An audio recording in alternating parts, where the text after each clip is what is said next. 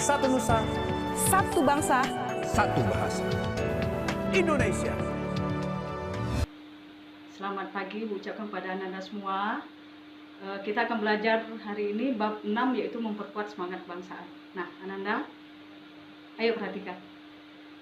Semangat kebangsaan itu harus kita perkuat dengan melihat masa lalu sejarah bangsa Indonesia. Yang pertama adalah, bangsa Indonesia adalah bangsa yang besar. Kita bisa melihat kejayaan bangsa ini pada abad ke-7 di masa kekuasaan Kerajaan Sriwijaya. Kerajaan Sriwijaya ini berkuasa sampai ke Semenanjung Malaysia. Ini membuktikan bahwa Sriwijaya ini adalah kerajaan yang luar biasa besar.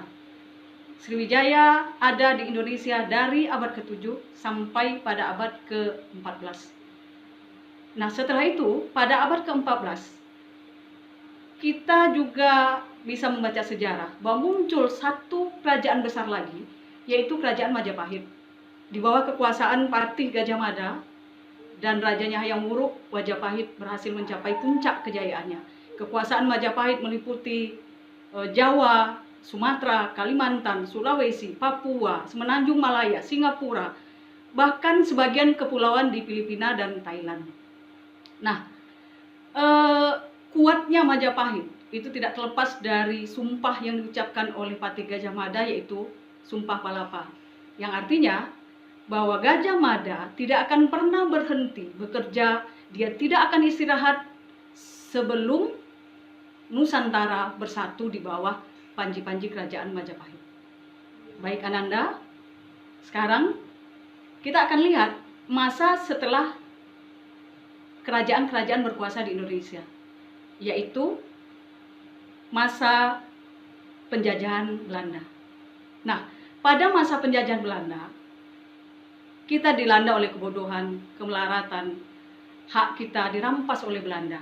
Ini membawa dampak yang luar biasa buruk bagi kehidupan masyarakat Indonesia. Ketidakadilan atas penjajahan Belanda mengakibatkan munculnya perlawanan-perlawanan dari masyarakat Indonesia.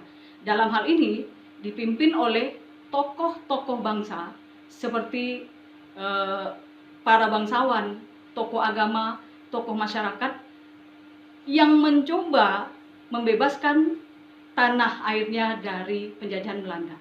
Namun sayang sekali, pada masa penjajahan ini, perlawanan yang dilakukan oleh daerah itu tidak ada persatuan antar daerah, sehingga begitu mudah dilumpuhkan oleh Belanda. Seperti misalnya, Imam Bonjol itu melakukan perlawanan di Sumatera Barat untuk membebaskan Minangkabau dari Sumatera Barat.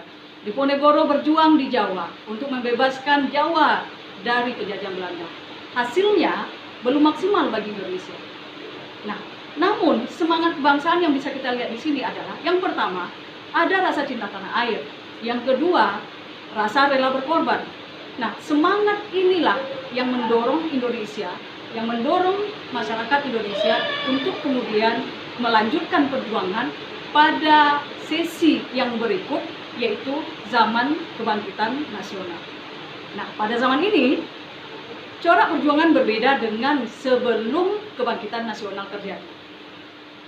Yang pertama, ciri perjuangan adalah dipimpin oleh kaum terpelajar atau para cendekiawan. Nah, dari sejarah ini kita bisa tahu bahwa dengan kecerdasan, dengan ilmu, anak-anak muda Indonesia mampu menggerakkan kebangkitan secara nasional. Perjuangan sudah dilakukan secara satu arah. Tidak lagi untuk membebaskan Sumatera Barat saja, Jawa saja, Sulawesi saja. Tapi perjuangan dilakukan untuk membebaskan Indonesia dari penjajahan Belanda. Satu kata tujuan dari perjuangan pada masa kebangkitan nasional adalah Indonesia merdeka. Nah, di sini selain dipimpin oleh para kaum terpelajar dan para cendekiawan, perjuangan ini dilakukan dengan cara mencerdaskan anak-anak bangsa. Anak-anak Indonesia diberi pendidikan, anak-anak Indonesia diberi kesadaran bahwa bangsa yang terjajah tidak akan bisa merenggut kemerdekaannya jika penjajah Belanda tidak bisa kita usir dari tanah air ini. Dengan pendidikan yang diberikan kepada anak-anak bangsa, memunculkan kesadaran bahwa nasib bangsa ada di tangan masyarakat Indonesia sendiri.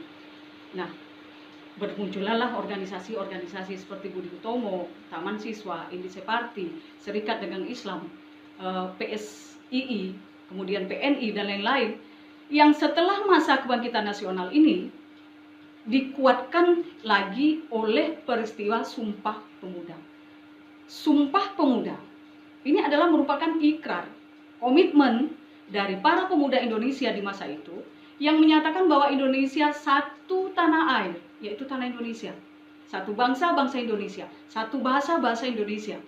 Nah, di sini jelas sekali komitmen kebangsaan yang nampak, yang muncul saat ini adalah rasa persatuan yang mulai tertanam di kalangan pemuda Indonesia. Yang satu sama lain, mereka saling bekerja sama untuk mencapai Indonesia merdeka. Jadi, Yong Java, Yong Sumatera, Yong Batak, dan Yong-Yong yang lainnya, itu semuanya bersatu di dalam sebuah organisasi pemuda, lalu berusaha mencapai kemerdekaan Indonesia dengan komitmen kebangsaan, yaitu persatuan. Nah, selanjutnya, sebelum proklamasi kemerdekaan, Jepang membentuk sebuah badan yang bernama BPUPKI. Badan ini dibentuk Jepang dengan tujuan untuk mempersiapkan segala sesuatu yang diperlukan jika Indonesia merdeka. Nah, BPUPKI untuk mencapai tujuannya melakukan sidang pertama pada tanggal 29 Mei sampai 1 Juni 1945. Dalam sidang pertama ini, yang dibahas adalah konsep dasar negara. Jika Indonesia merdeka nanti, apa yang akan menjadi dasar negaranya? Pada sidang ini muncul 3 orang formatur. Yang pertama Soekarno, Supomo, kemudian Muhammad Yamin. Di dalam pidatonya pada tanggal 1 Juni 1945, Soekarno menyampaikan kepada anggota BPUPKI bahwa untuk mencapai kemerdekaan Indonesia, untuk mendirikan negara Indonesia, tidak cukup hanya keinginan untuk bersatu saja. Jadi keinginan saja tidak cukup, tapi diperlukan langkah-langkah nyata dari masyarakat Indonesia untuk betul-betul berjuang menempuh langkah-langkah pasti untuk berdirinya sebuah negara yang kita cita-citakan, yaitu NKRI. Nah, cita-cita masyarakat Indonesia terwujud 17 Agustus 1945, Indonesia merdeka. Namun, Ananda, dengan berdirinya NKRI di Nusantara ini bukan berarti merupakan akhir dari perjuangan, tapi ini baru awal dari perjuangan masyarakat Indonesia untuk mencapai kemerdekaan yang sesungguhnya. Karena kemerdekaan yang diproklamirkan 17 Agustus 1945 belum kemerdekaan yang sesungguhnya jika masyarakat Indonesia masih saja terbelakang, masih saja dibelenggu oleh penjajahan. Ya, penjajahan zaman modern seperti sekarang adalah penjajahan bidang ekonomi, penjajahan bidang budaya. Ayo Ananda, kita lihat fenomena yang terjadi di masyarakat Indonesia saat ini.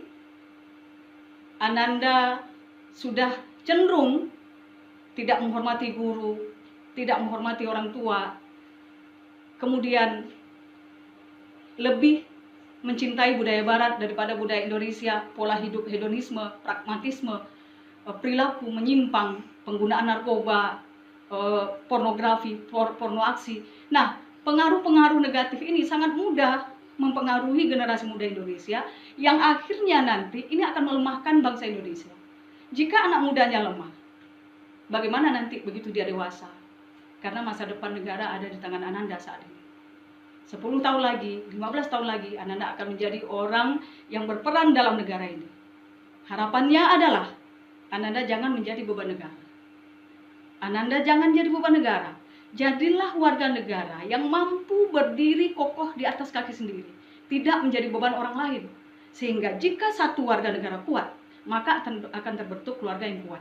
Jika terbentuk keluarga yang kuat, maka akan terbentuk masyarakat yang kuat. Jika masyarakat kuat, maka negara Indonesia akan kuat. Disinilah dibutuhkan komitmen kebangsaan yang harus Ananda miliki. Mulailah dengan cinta tanah air. Cinta tanah air mulai dengan cinta pada diri sendiri. Ananda tidak perlu mengorbankan nyawa, kaki, segala macam untuk negara, tapi berkorbanlah untuk diri sendiri.